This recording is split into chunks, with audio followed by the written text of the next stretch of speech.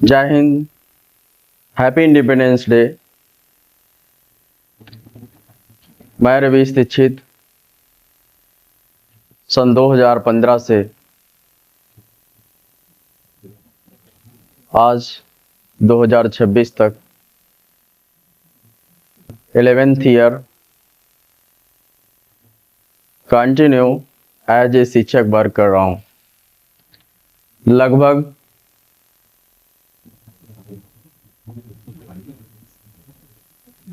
300 to 350 students per year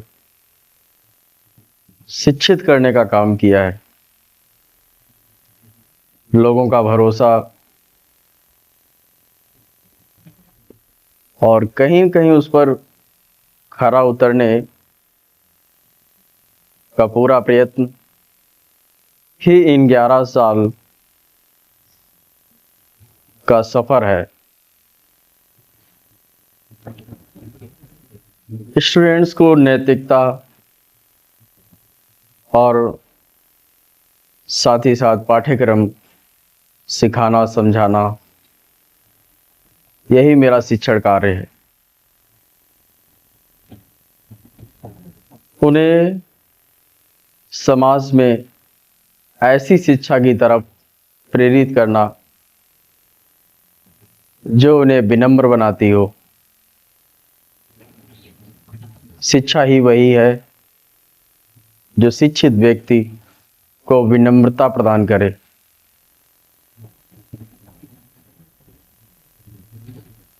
ऐसी शिक्षा बड़ी खतरनाक हो जाती है जब उसमें विनम्रता नहीं पनप पाती।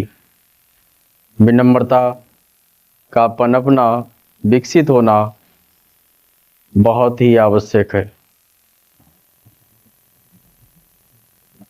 मेरे प्रियजनों, मैं पूरे मन से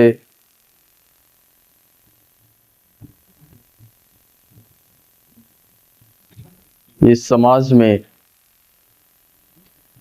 आगे भी ये कार्य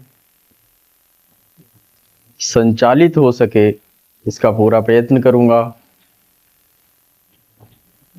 आप सभी का सहयोग,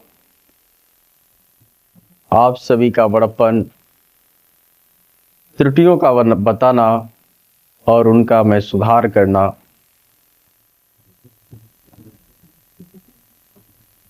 ये मेरा प्रथम लक्ष्य है। शुरू से ही रहा है और आगे भी रहेगा। आज मेरा ये प्रथम इंट्रोड्यूस करने का जो वीडियो है, इसका प्रथम लक्ष्य है आप सभी को सही दिशा में प्रेरित करना और अपनी लक्ष्य और उद्देश्य के बारे में स्पष्ट करना। मेरे प्रियजनों, समाज में विनम्रता, सौम्यता,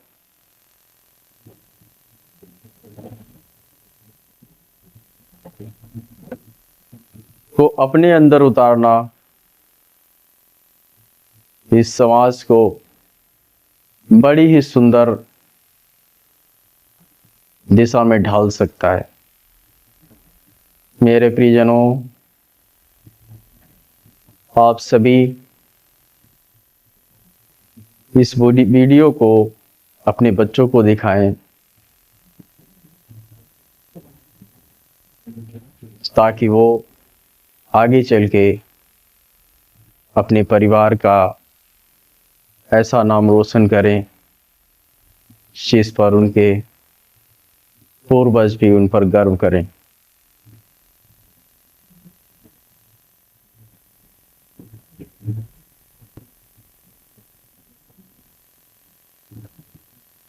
हमें अपने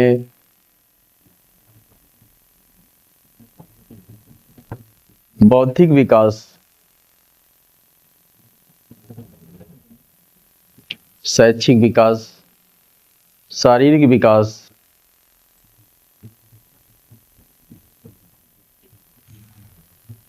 और सामाजिक विकास,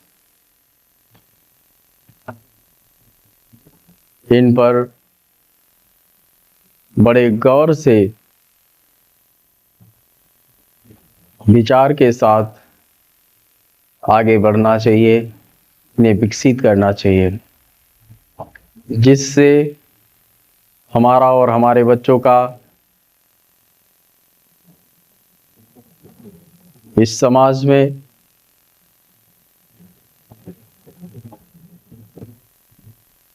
अच्छा और सकारात्मक स्थान बन सके।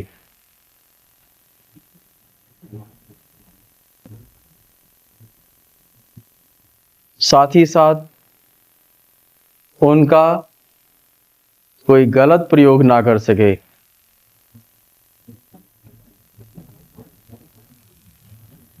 इसकी भी शिक्षा और उन्हें प्रेरणा देना अति आवश्यक है।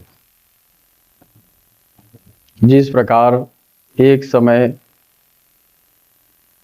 हमारे समाज में बड़ी जोर शोर से ये कथा प्रचलित है।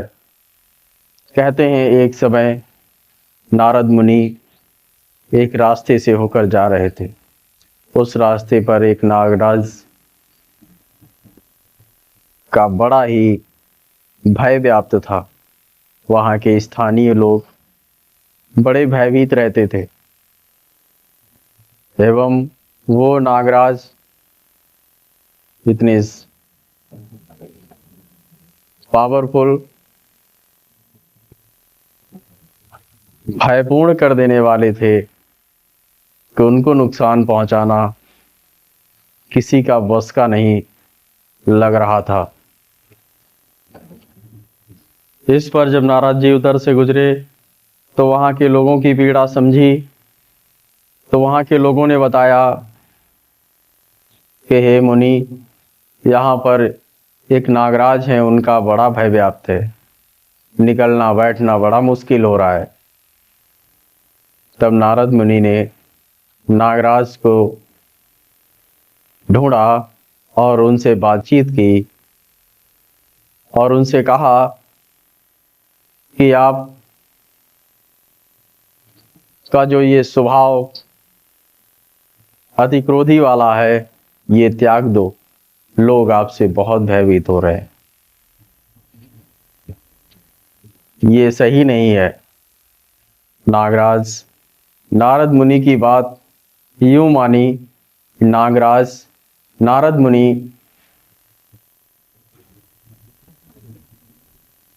की अक्षरशः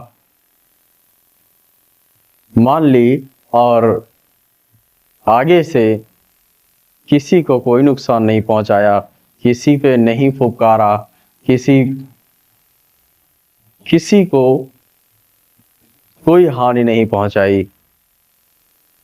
इस पर वहाँ के स्थानीय लोग धीरे धीरे उनके अंदर से उस नागराज का भय खत्म हो गया।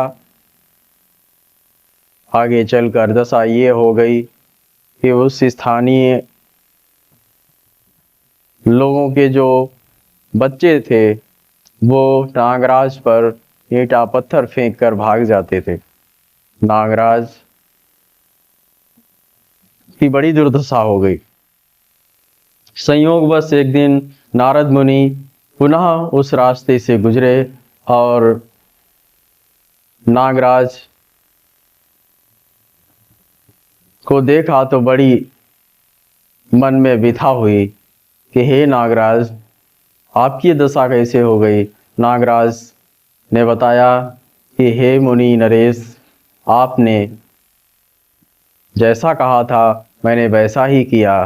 मैंने किसी पे नहीं फुफकारा, मैंने किसी को क्रोध नहीं दिखाया और परिणामतः लोग आज मुझे जीने नहीं दे रहे हैं। नारद मुनि ने कहा कि मैंने फुफकारने को नहीं मना किया था, आपको पुकारना था, अपने बचाव में बोलना था, अपने बचाव में क्रोध दिखाना था। नागराज कहने लगे कि आपने कहा था कि भय युक्त जो लोग हैं बड़े परेशान हैं, इसलिए मैंने ऐसा किया। नारद मुनि वहाँ पर नागराज को समझाते हैं कि हे नागराज, किसी को कोई नुकसान मत पहुँचाओ, सभी से प्रेम रखो, लेकिन सभी